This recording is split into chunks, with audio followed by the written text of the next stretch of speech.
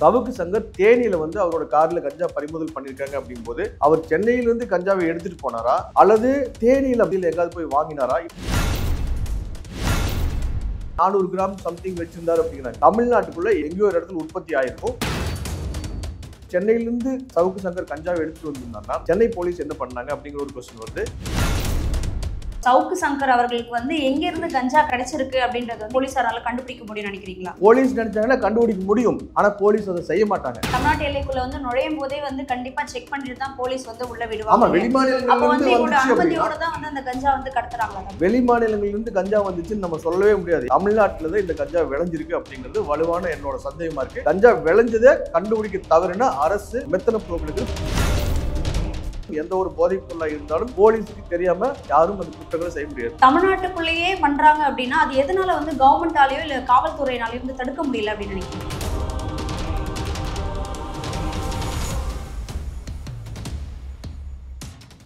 Study in Singapore, Mauritius. Easy entry to Canada, UK, Europe, Australia, New Zealand. For admission contact 7904-710-512. ரகரமேயர்களுக்கு வணக்கம். இன்று நம்மளுடன் இணைந்திருப்பது பத்திரிகையாளர் LTR அவர்கள். வணக்கம். வணக்கம் ஸ்னேகா. பிரபல யூடியூபர் சவுக்கு சங்கர் வந்து இப்போ ரீசெண்டா வந்து அரெஸ்ட் பண்ணியிருக்காங்க. ஏன்னா பெண் போலீசார் வந்து அவதூறா பேசியதுனால அந்த ஒரு வழக்குல வந்து அரெஸ்ட் பண்ணியிருக்காங்க. அது மட்டும் இல்லாம வந்து நேற்றைய தினத்துல வந்து கஞ்சா கடத்தல் வழக்கும் வந்து அவர் மேல பதிவு செஞ்சிருக்காங்க. சவுக்கு சங்கர் அவர்களுக்கு வந்து எங்கிருந்து இந்த கஞ்சா புழக்கம் வந்து வருது? அதாவது தமிழ்நாட்டை பொறுத்தளவுல போதைப்பொருள் புழக்கம் இல்லைன்னு தமிழ்நாடு அரசு உறுதியா சொல்லிட்டு வருது. ஆனா எதிர்க்கட்சி தலைவர் மாண்புமிகு எடப்பாடி பழனிசாமி அவர்கள் சட்டமன்றத்தில் பேசும்போதும் சரி, வெளியில செய்தியாளர் சந்திப்பிலும் சரி, கடந்த ஒரு ஆண்டுக்கு மேலாக தமிழகத்துல போதைப்பொருள் புழக்கம் அதிகமாயிட்டே வருது. இதனால இளைஞர்கள் முதல் சிறுவர்கள் வரை பாதிக்கப்பட்டிருக்காங்க. அரசு இதுக்கு எதிராக உறுதியா நடவடிக்கை எடுக்கணும் அப்படிங்கிற ஒரு வேண்டுகோளை தொடர்ந்து முன் வச்சுட்டு இருக்காரு. இருந்தும் இந்த அரசு மெத்தன போக்கோட செயல்படுது அப்படிங்கிறது நம்ம அந்த ஜாஃபர் சாதிக் அரெஸ்ட் பண்ணப்போ நமக்கு தெரியும். அவரு ஏதோ சென்னையில கூட ஏதோ ஒரு சின்ன வீட்லேயோ ரூம் வச்சு போதைப்பொருள் ப்ரிப்பரேஷன் என்னமோ ஒர்க் பண்ணிட்டு இருக்காரு. இது எல்லாமே என்ன பண்ணுதுன்னா தமிழ்நாட்டில் போதைப்பொருள் இருக்கு அப்படிங்கிற மாதிரி ஒரு உண்மையை உணர்த்தக்கூடிய சம்பவங்களாக தான் இருக்கு. இப்போ சவுக்கு சங்கர் கிட்ட போதைப்பொருள் பறிமுதல் பண்ணியிருக்காங்க போலீஸ். ஆக்சுவலாக வந்து சவுக்கு சங்கர் இப்போ அரெஸ்ட் பண்ணது தேனியில் அரெஸ்ட் பண்ணியிருக்காங்க. கோயம்புத்தூர் போலீஸ் தேனி போய் அரெஸ்ட் பண்ணியிருக்காங்க. அதுக்கு பின்னாடி வந்து அவர் பயணம் செய்த காரை சோதனை விட்டப்போ தேனி போலீஸ் வந்து சோதனையிட்டப்ப கஞ்சா கிடைச்சிருக்கு அப்படிங்கிறத ரெக்கார்டு பூர்வமாக அறிவிச்சிருக்காங்க. இப்போ தேனியில வந்து கஞ்சா பறிமுதல் அப்படிங்கும்போது நமக்கு பல சந்தேகங்கள் வருது. என்ன சந்தேகம்னா, தேனியில வச்சு கஞ்சா பறிமுதல் பண்ணியிருக்காங்க. தமிழ்நாடு அரசு ஏற்கனவே என்ன கிளைம் பண்றாங்கன்னா தமிழ்நாட்டில் போதைப் பொருள் புழக்கம் இல்லை அப்படிங்கிறாங்க. அதாவது சிந்தட்டிக் ட்ரக்ஸ் தமிழ்நாட்டில இருந்து ப்ரிப்பேர் ஆகி ஃபாரினுக்கெல்லாம் போயிருக்குங்கிற மாதிரி ஒரு குற்றச்சாட்டுகள் இருக்குது. இப்போ இந்த கஞ்சா போதைப் பொருள், கஞ்சாங்கிற ஒரு போதைப் பொருள், அது இல்லாமல் குட்கா சேல்ஸ் கூட சென்னையில் இப்போ அதிகமாக தான் இருந்துட்டு இருக்கு. இதை நம்ம சில இடங்கள்ல கடைகளில் கூட ரகசியமா மறைமுகமா சிலர் குட்கா வாங்குறதெல்லாம் நம்ம பார்க்குற நிலைமை இருக்கு. ஆனா சென்னையில வந்து கஞ்சா யார் விற்கிறாங்க, எனக்கு வந்து கஞ்சா பயன்படுத்துற பழக்கம் இல்லை. அது யார் விற்கிறாங்க யார் வாங்குறாங்கன்னு எனக்கு தெரியாது. இருந்தாலும் சென்னையிலும் கஞ்சா பயன்பாடு இருந்துட்டு தான் இருக்கு அப்படிங்கிறதுக்கு நிறைய ஆதாரங்கள் நமக்கு கிடைச்சிருக்கு. இந்த நிலையில சவுக்கு சங்கர் தேனியில வந்து அவரோட கார்ல கஞ்சா பறிமுதல் பண்ணியிருக்காங்க அப்படிங்கும்போது அவர் சென்னையிலிருந்து கஞ்சாவை எடுத்துட்டு போனாரா அல்லது தேனியில மலைப்பகுதியில் எங்காவது போய் வாங்கினாரா? இப்போ தமிழ்நாட்டில் கஞ்சா புழக்கம் இல்லை அப்படிங்கிறத நம்ம உறுதியா சொல்லிட்டு அவர் கேரளாவிலிருந்து கஞ்சாவை வாங்கிட்டு வந்துருக்கலாம்னு நம்ம சொல்லவே முடியாது. ஏன்னா கேரளா கவர்மெண்ட் அடுத்து நம்ம மேல பயங்கர கோபமே வந்துடும் அவங்களுக்கு. ஸோ கேரளாவிலிருந்து வாங்கினாங்கன்னு சொல்லவே முடியாது. நம்ம தமிழ்நாட்டில் கஞ்சா உற்பத்தியோ புழக்க வழக்கமோ ஏதோ ஒன்று இருக்கு. ஏன்னா வெளி மாநிலங்களிலிருந்து கஞ்சா வந்திருக்கா அப்படின்னா எல்லையில சோதனை பண்ணும்போது கஞ்சாவை பறிமுதல் பண்ணாங்களா, அது மாதிரி சம்பவங்கள் பெரிய அளவில் இல்லை. அதை தாண்டி வெளிநாடுகளிலிருந்து கஞ்சா இறக்குமதி பண்றதுக்கும் அதுக்கான வாய்ப்புகளும் இல்லை. இப்ப சவுக்கு சங்கர் வச்சிருந்த கஞ்சா தமிழ்நாட்டுக்குள்ள எங்கேயோ ஒரு இடத்துல உற்பத்தி ஆயிருக்கும். அந்த உற்பத்தியான கஞ்சாவை அவரு வாங்கி வச்சிருக்கலாம். இதுல வந்து ரெண்டு விதமான சந்தேகம், நம்ம ரெண்டு கேள்வி என்னன்னா, அவர் சென்னையில கஞ்சா வாங்கினாரா அப்படிங்கிறது. சென்னையில கஞ்சா வாங்கினார் அப்படின்னா சென்னையில கஞ்சா புழக்க வழக்கங்களை இந்த அளவுக்கு அவர் வந்து 400 கிராம் சம்திங் வச்சிருந்தாரு அப்படிங்கிறாங்க. இதுல கஞ்சா வந்து ஒரு டைம் ஒருத்தர் பயன்படுத்தும் போது எவ்வளவு கிராம் கஞ்சா பயன்படுத்துவார் அப்படிங்கிறத பத்தி நமக்கு சரியான தெளிவான புரிதல் இல்லை எனக்கு. இதுல கஞ்சா விற்பனை பண்றவங்களா, அதுலயும் சில்லறை விற்பனை பண்றாங்களா அல்லது மொத்த விற்பனை நடக்குதா, இந்த மாதிரி கேள்விகளுக்கும் நம்மகிட்ட பதில் இல்லை. ஏன்னா சில்லறை விற்பனை அப்படின்னு என்னன்னா கிலோ கணக்கில் கஞ்சா விற்கிறவரா அல்லது மூட்டை மூட்டையாக விற்கிறவரா அப்படின்னு தெரியாது. இப்போ மொத்த வியாபாரி ஒருத்தர் கொண்டு வந்து நிறைய பிரான்ச்சஸ் மாதிரி நிறைய சில்லறை விற்பனையாளர்களுக்கு கொடுக்குறாரு அப்படின்னா இதெல்லாம் எப்படி போலீஸ் அலோவ் பண்றாங்க அப்படிங்கிற ஒரு கேள்வி நமக்கு வருது. இந்த கேள்விக்கு போலீஸ் கிட்ட பதில் இல்லை. போலீஸ் ஏதோ கஞ்சா ட்ரக்ஸுக்கு 1.2 0.2 என்னமோ சொல்லிட்டு இருக்காங்க. அந்த நடவடிக்கைகள் எல்லாம் போலீஸ் எடுத்தும் சென்னையில கஞ்சா பழக்க வழக்கம் சிறுவர்கள் வரை பயன்படுத்தும் நிலை எப்படி உருவாச்சு அப்படிங்கிற ஒரு கேள்வி நமக்கு வருது. சென்னை மட்டும் இல்லாம மதுரை, திருச்சி, கோவை போன்ற இடங்களில் கூட கஞ்சா பயன்பாடு அதிகமாயிட்டு இருக்குங்கிற புகார்கள் நிறைய இருந்துட்டு இருக்கு. இதெல்லாமே தமிழ்நாடு அரசு ஒரு மெத்தன போக்கோடு செயல்படுது அப்படிங்கறத காட்டக்கூடிய விஷயங்களாக இருக்கு. இப்போ ஒருவேளை வந்து சென்னையிலிருந்து சவுக்கு சங்கர் கஞ்சாவை எடுத்துட்டு வந்திருந்தாங்கன்னா சென்னை போலீஸ் என்ன பண்ணாங்க அப்படிங்கிற ஒரு கொஸ்டின் வருது. அதை தாண்டி NIB இருக்கு. NIB என்ன பண்றாங்க? கஞ்சா விற்பனை இவ்வளவு பரவல போலீஸ் தெரியாம கஞ்சா விற்கவே முடியாது யாருமே. எந்த ஒரு போதைப் பொருள் கள்ளச்சாராயமா இருந்தாலும் எந்த ஒரு போதைப் பொருளா இருந்தாலும் போலீஸுக்கு தெரியாம யாரும் அந்த குற்றங்களை செய்ய முடியாது. போலீஸ்ல வந்து லா அண்ட் ஆர்டர் ஒரு போலீஸ் இருக்காங்க, கிரைம் இப்போ குற்றத்தடுப்புன்னு ஒண்ணு இருக்கு. குற்றத்தடுப்புங்கிறது அவங்களோட வேலையே என்னன்னா குற்றம் நடக்காமல் தடுக்கணும். ஒருவேளை குற்றம் நடக்கதா தெரிஞ்சு நடந்த பின்னாடி அந்த குற்றத்தை குறைக்கிறதுக்கான முயற்சிகள் பண்ணா அதெல்லாம் அவங்க பண்ணியிருந்தாங்கன்னா இந்த கஞ்சா புழக்க வழக்கம் இல்லாமல் இருந்திருக்கலாம். ஒருவேளை ஒரு தேனியில வாங்கியிருந்தாருன்னா தேனியில எங்க வாங்கினார்? ஒரு ஃபார் எக்ஸாம்பிள் தேனி மாவட்டம் வந்து ஒரு எல்லை மாவட்டமா இருக்குது. மேற்கு தொடர்ச்சி மலை சார்ந்த இடங்கள் அங்க இருக்கு. அந்த மலையில எங்காவது கஞ்சா பயிரிட்டு இருக்காங்களா அப்படிங்கிற ஒரு கேள்வி வருது. அப்படி இருக்கும்போது கூட NIBக்கு போலீஸ்க்கெல்லாம் வந்து கவர்மெண்ட் அந்த கஞ்சா எங்க விளையுதுன்னு கண்டுபிடிக்க. இப்ப நான் வந்து ஒரு 20 வருஷம் 30 வருஷத்துக்கு முன்னாடி நான் வந்து 26 வருஷமா ஜேர்னலிஸ்டா இருக்கேன். ஸ்டார்டிங்ல வந்து ரிப்போர்ட்டர்ஸ் எல்லாமே கூட்டு போவாங்க NIBல. நார்காட்டிக் இன்டெலிஜென்ஸ் பியூரோ வந்து அந்த போலீஸ் ஒரு வேன் எடுத்து ரிப்போர்ட்டர்ஸை கூட்டு போயிட்டு மேற்கு தொடர்ச்சி மலைப்பகுதியில் நிறைய இடங்கள்ல கஞ்சா விளைஞ்சிருக்கும், அதையெல்லாம் வந்து அழிக்கிற அதை வந்து நியூஸ் பப்ளிஷ் பண்ணுங்க அப்படிங்கிறதுக்காகவே ரிப்போர்ட்டர்ஸ் எல்லாம் கூட்டு போவாங்க.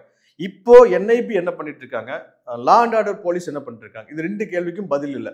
NIBக்கு போலீஸுக்கும் போதைப் பொருள் தடுப்பு அந்த அந்த நடவடிக்கைகளுக்காக அரசு எந்த மாதிரி வசதிகளை பண்ணி கொடுத்துருக்கு? ஃபார் எக்ஸாம்பிள் மலைப்பகுதியில ட்ரோன்ஸ் கொடுத்துருக்காங்களா? ட்ரோன்ஸ் கொடுத்துருக்காங்களான்னு ஒரு கேள்வி கேட்டால் அந்த ட்ரோன்ஸ் அவங்க பயன்படுத்துறாங்களான்னு ஒரு கேள்வி. பயன்படுத்தினாங்கன்னா அவங்க எங்காவது மலைப்பகுதியிலாம் ட்ரோனை விட்டு ஏதாவது ஃபுட்டேஜ் எல்லாம் வச்சிருக்காங்களா, ரெக்கார்ட் பண்ணாங்களா, அந்த ரெக்கார்டிங்ல கஞ்சா விளையிறது ஏதாச்சும் இருந்திருக்கா? இவ்வளவு கேள்வி இருக்கும்போது இந்த கேள்விக்கு எந்த ஒரு கேள்விக்குமே பதில் இல்லை. அப்படிங்கும்போது இப்ப சவுக்கு சங்கர் கைது செய்யப்பட்டது, அதாவது அவர் குற்றம் பண்ணினாரா இல்லையாங்கிற ஒரு கேள்வி, சிறையில் அவர் மீது தாக்குதல் நடந்திருக்கா இல்லையா, இந்த ஆங்கிள்லயே போயிட்டு இருக்கும்போது இந்த கேள்விகளுக்கு யாரு பதில் சொல்வாங்க அப்படின்னு தெரியல. இந்த கேள்விகளை யாரும் எழுப்பினதான் தெரியல. அப்போ நம்ம என்ன பண்ண வேண்டியதா இருக்கு? இந்த கேள்விகளையும் எழுப்ப வேண்டியதா இருக்கு. தேனி போலீஸ் வந்து கோயம்புத்தூர்ல ஏற்கனவே சிறையில் இருக்கக்கூடிய சவுக்கு சங்கரை கஞ்சா வழக்குல அரெஸ்ட் பண்ணியிருக்காங்க. அப்போ தேனி போலீஸ் தான் இதுக்கான பதில சொல்லணும். அதுக்காக நம்ம போலீஸை மட்டும் பொறுப்புல விட்டுற முடியாது, அரசு தான் முழு பொறுப்பெடுக்கணும். இப்ப தேனி போலீஸ் வந்து அந்த கஞ்சாவை அவங்க சவுக்கு சங்கரோட கார்ல பறிமுதல் செய்யப்பட்ட கஞ்சா எங்க வாங்கினாரு, எங்கிருந்து கிடைச்சிருக்கு, ஒரு ஒரு ஒரு சில பொருள்கள் வந்து எந்த மண்ணில் விளையுதுன்னு கூட நம்ம லேப்ல கண்டுபிடிக்க முடியும். ஏன்னா அந்த மாதிரி எல்லாம் சிஸ்டம் இருக்கு, இன்னைக்கு சயின்ஸ் அண்ட் டெக்னாலஜி இருக்கு. அப்ப அந்த கஞ்சா வந்து எங்க விளைஞ்சிருக்கலாம், எங்கிருந்து வந்திருக்கலாம், அதெல்லாமே தேனி போலீஸ் இன்வெஸ்டிகேட் பண்ணி இதுக்கான பதில்கள் எல்லாம் வந்து பொதுமக்களுக்கு கொடுக்கணும் அப்படிங்கறத வந்து நான் வலியுறுத்துறேன் இந்த நேரத்துல. இப்ப நீங்க சொல்லியிருந்தீங்க கஞ்சா வந்து கடத்துறதுனால கண்டிப்பா வந்து போலீஸோட அனுமதியோட தான் வந்து கஞ்சா கடத்துவாங்க. போலீஸோட அனுமதியோட கடத்துறதுங்கிறது தப்பு. போலீஸுக்கு தெரிஞ்சே, அதாவது போலீஸ்க்கு வந்து எப்படி, அதாவது ஒரு கள்ளச்சாராயம் ஒருத்தர் காய்ச்சிறாரு அப்படின்னா போலீஸுக்கு தெரியாம அவர் பண்ண முடியாது. கள்ளச்சாராயம் காய்ச்சதெல்லாம் அவ்வளவு ஒரு ஈஸியான வேலை கிடையாது. போலீஸுக்கு தெரிஞ்சுதான் பண்ணுவாங்க. போலீஸ் மாமூல் வாங்கிட்டு விட்டுறலாம். இது வந்து ஒரு சந்தேகம் நமக்கு. தமிழ்நாட்டு எல்லைக்குள்ள வந்து நுழையும் போதே வந்து கண்டிப்பா செக் பண்ணிட்டு தான் போலீஸ் வந்து உள்ள விடுவாங்க. ஆமா, வெளிமாநிலங்கள்ல தான் வந்து அந்த கஞ்சா வந்து கடத்துறாங்களா? வெளிமாநிலங்கள்ல இருந்து கஞ்சா வந்துச்சுன்னு நம்ம சொல்லவே முடியாது. ஏன்னா அந்த ஸ்டேட் கவர்மெண்ட் அடிச்சு கொண்டுருவாங்க நம்மள. அதாவது நம்மளே கஞ்சா வச்சு வளர்த்திட்டு வெளிமாநிலங்கள்ல இருந்து வந்துச்சுன்னு ஒரு குற்றச்சாட்டை நம்ம முன் வச்சோம்னா அந்த மாநில அரசு சும்மா இருக்குமா? அவங்க என்ன சொல்லுவாங்க, உங்க ஸ்டேட்லயே நீங்க கஞ்சா விளைய வச்சு நீங்க அதை தடுக்க தவறிட்டு எங்க மேல ஒரு பொய் புகார வைக்கிறீங்களான்னு கேட்பாங்களா இல்லையா? கேரளாவில இருந்து கஞ்சா வந்துச்சுன்னா கேரளா கவர்மெண்ட் என்ன பண்ணுவாங்க? ஸ்ட்ராங்கா மறுப்பாங்க. கேரளாவில் கஞ்சா விளையிறது இல்லை, கஞ்சா புழக்க வழக்கம் எதுவுமே கிடையாது, தமிழ்நாட்டுக்குள்ள இருந்து தான் வந்துச்சு. ஸோ நம்ம வெளி மாநிலங்களை இந்த விதத்துல வந்து நம்ம அந்த ஒரு வெளி மாநிலங்களை சந்தேகப்படுறதோ அல்லது அவங்க மேல குற்றச்சாட்டை சுமத்தணும் அப்படிங்கன்னா அதுக்கான வலுவான ஆதாரங்கள் நம்ம கிட்ட இருக்கணும். அந்த தமிழ்நாட்டுக்குள்ளதான் விளைஞ்சிருக்கும். தமிழ்நாட்டுக்குள்ளவே இல்லைன்னா இப்போ ஸ்ரீலங்காவில இருந்து வந்திருக்கலாமா? ஸ்ரீலங்காவில வந்து கடல் வழியா வந்திருக்கலாம். கடல் வழியா வருதும் போது கடலோர காவல் படை இருக்காங்க, போலீஸ் இருக்காங்க, இவங்களுக்கு எல்லாம் தாண்டி எப்படி வந்துச்சுக்குது வேணும். இது சொன்னோம்னாலுமே ஸ்ரீலங்கன் கவர்மெண்ட் என்ன சொல்லுவாங்கன்னா எங்க கிட்ட கஞ்சா கிடையாது, இவங்க பொய் சொல்லிட்டு இருக்காங்க அப்படின்னு ஒரு. ஸோ இந்த மாதிரி குற்றச்சாட்டுகள் அடுத்தவங்க மேல குற்றத்தை சுமத்திட்டு நம்ம தப்பிச்சு போலாம் அப்படின்னு நினைச்சோம்னா அது நமக்கு எதிராக தான் வரும். எதிரான ஒரு நிலையை தான் ஏற்படுத்தும். அதையெல்லாம் நம்ம சொல்லவே கூடாது. தமிழ்நாட்டில தான் இந்த கஞ்சா விளைஞ்சிருக்கு அப்படிங்கிறது வலுவான என்னோட சந்தேகமா இருக்கு.